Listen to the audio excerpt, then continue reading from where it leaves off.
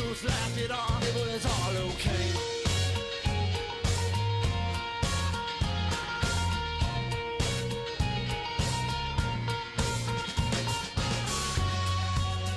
And we'll all float on looking, and we'll all float on looking, and we'll all float on looking, and we'll all float on anyway. Well, I bet you make you took every last dime with that scam.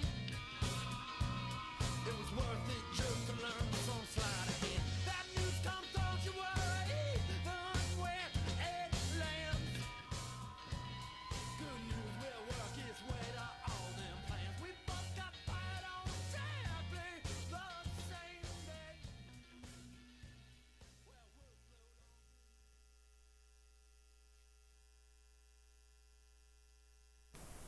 Good day, Broncos. We are live from McKinney ISD Studios. On today's show, reporter Alex Cerati provides information about the theater department's UIL production. Then, reporter Colin Knight recaps the year of COVID-19.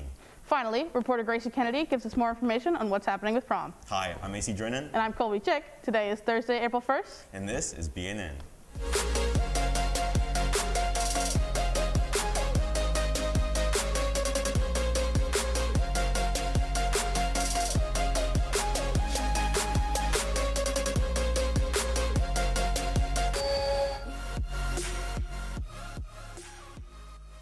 Live from McKinney ISD Studio, this is Bronco News Network. Welcome back, Broncos. It's the first day of April, so that means it's April Fool's Day. Yeah, and we also have a 3-day weekend, which is why today this show is on a Thursday instead of a Friday. Yeah, and usually on 3-day weekends we have Monday off, but this week it's actually Friday. So Yeah, that's pretty interesting. Pretty excited, yeah. Yeah. The theater department has worked hard this year to produce a show through COVID. Reporter Alex Cerati gives us a look on Boyd's UIL show. McKinney Boyd is known for putting on spectacular theatrical shows. This past year with COVID-19 did not prevent them from continuing the legacy of theater here at Boyd. For their UIL show of 2021, the Broadway Broncos are performing The Tale of Miss Packard by Emily Mann, transporting you into a mental asylum in the year of 1861. The UIL competition is scheduled for only one day with different high schools from all over Texas, where they compete for spots to then advance to the state level. This part is definitely a challenging part to play because I think there's such big shoes to fill with it. It is about women's rights, and she changed the world for forever. And so I think that there's so much that can go into it, and so it was a lot harder or a lot easier to try to learn about her and put myself in her shoes. And with the climate today and everything going on, you can really take from that time. We rehearse every single day this entire week. We've been rehearsing almost every day until about 5:30 or 6, so it's a decent amount of time. That's been over the past 4 years. I think most of the seniors have been here after school almost every single day of high school. Yes, usually we get an entire day. There's a huge audience. We get to watch all these shows, and of course no masks. And this year, I think, though it's been challenging, it's also just been a way to make us better actors. And now we don't get to do it in front of a big audience, but we do have to try to pronunciate more and use these. And I think it's still just been the exact same show. The Broadway Broncos have been rehearsing since November of 2020, putting in 3 to 4 hours of passion and dedication into their new show. I think it is worth it because personally I find it really fun, and it's just to get to perform is its own beauty. So just spending all that time and knowing that you worked on something so much is just really satisfying to do. So I just think it's worth it. The main thing is that it's based on real people. So it's a show about women's rights advocacy, and Mrs. Packard, the character it's about, was a real person who changed the world.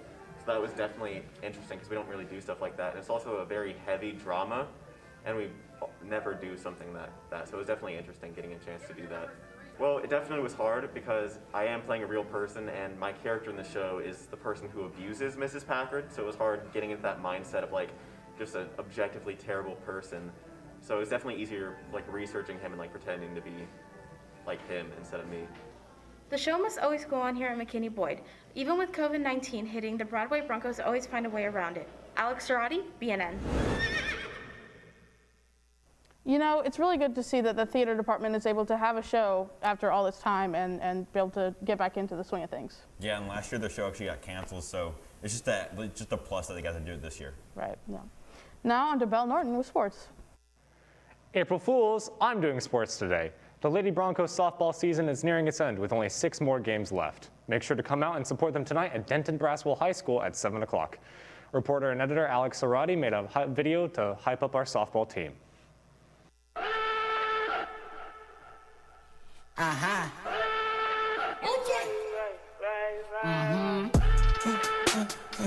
with the back and forth, I ain't back and forth, fuck up what you asking for, but just back and forth, but this your man still back at home, he ain't that important, you ain't really seen it like that before, like that before, put it like that.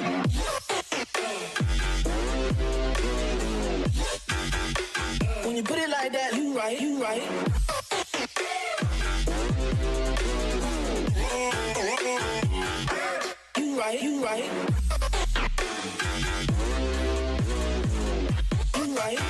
When you put it like that, though.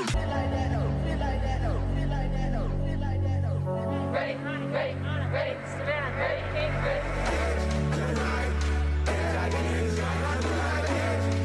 You right. When you put it like that.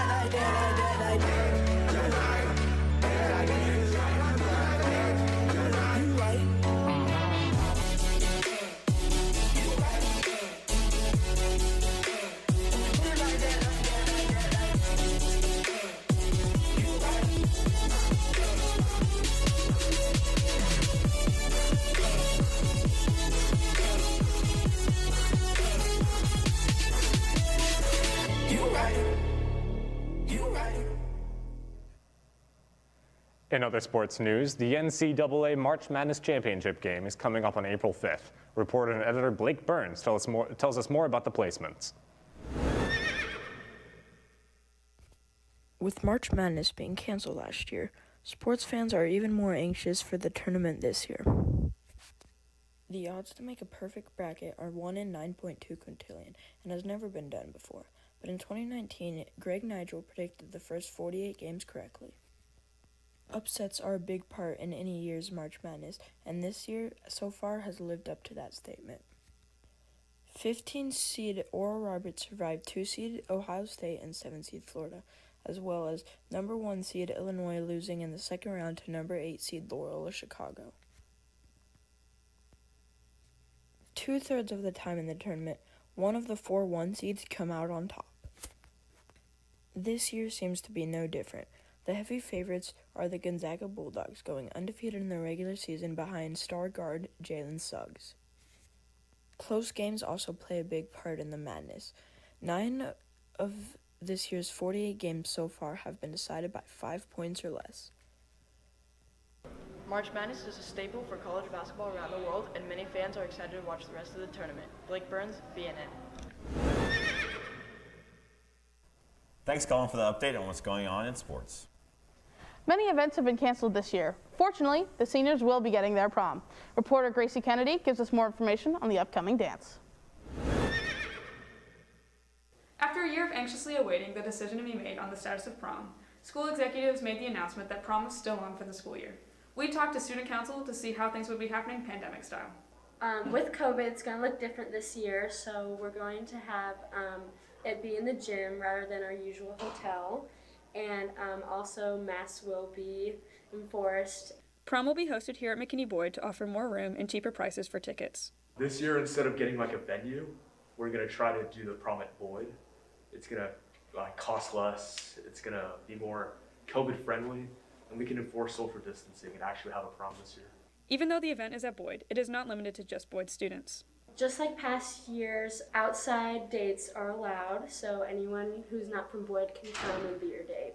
Stuco has been planning the event and is excited to bring their plans to life. For this year's prom, I'm most excited for our theme because it's going to be like a casino night, and so we're going to have poker tables and slot machines in the cafeteria for everyone to enjoy.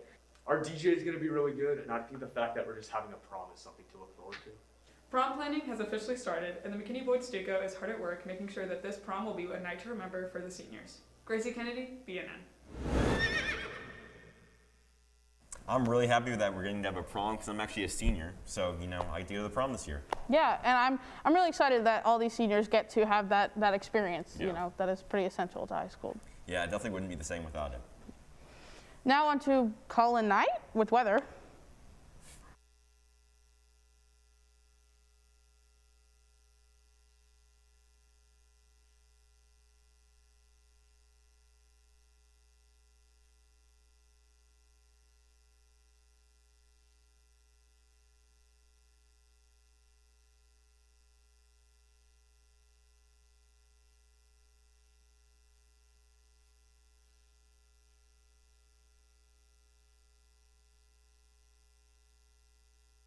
Well, thank you, Belle, for that update on the weather. I'm pretty excited for that nice, you know, consistent weekend. It's not something we get a lot here. Yeah, me too. And you know, it's not supposed to rain, at least a little bit. So I just, you know, get to spend some time outside. Yeah, it'll be nice. Some little cool, you know, warm weather. It's pretty nice. Yeah. Yeah.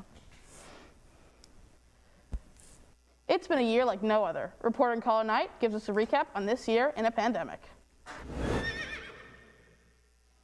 It's been a little over a year since the McKinney area has gone into quarantine, and although this year has felt like it's gone on forever, there's been many changes in the lives of people and experiences with dealing with COVID.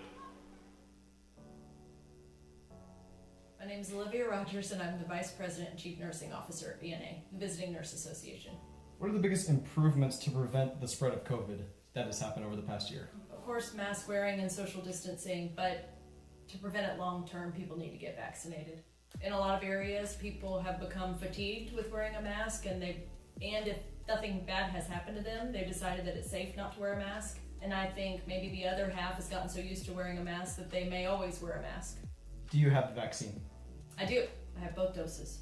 I think that the reality is to ever get out of COVID entirely, we need most of the population, 75 to 80%, to be vaccinated. And right now they're still finding new variants of the disease which are more dangerous than the first original COVID-19. And so the best way to prevent new variants from developing is to prevent the virus from spreading, which requires vaccines.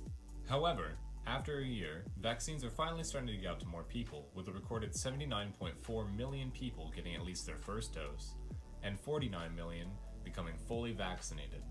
So they had to bring in the SWAT team to Miami Beach over spring break because there were so many people there, and that's a super spreader event. So most of those people are young, which means they don't have access to the vaccine yet, and so they're going to spread it. I think that until we have what they call herd immunity, we need to have people social distance and wear masks, just like at the beginning. COVID isn't over, but after a year, the future is looking to become more tame and slowly becoming better handled. Hopefully, another year isn't in store. Call in night, BNN. You know, that is really weird to think about, that it's already been a year. I feel like so much and so little has happened in this time. It's just, I feel like it's gone so fast. It's so weird to think about. It's been a year. Yeah, and I remember a year ago when I was sitting at home seeing that we had 2 more extra weeks of spring break, and then it ended up being a really long time. Yeah, and you know, hopefully we're coming to an end, but honestly, who knows how much longer. Yeah, it was a bit crazy. I'm glad nothing like that's happening this year, though. Yeah. Well, that's all for today's show, Broncos. Remember, news always stampede with those at Boyd, and BNN has it covered. Be sure to follow us on Facebook and YouTube at Bronco News Network, or on Twitter and Snapchat at Boyd_BNN. Thank you for watching, and have a great 3-day weekend.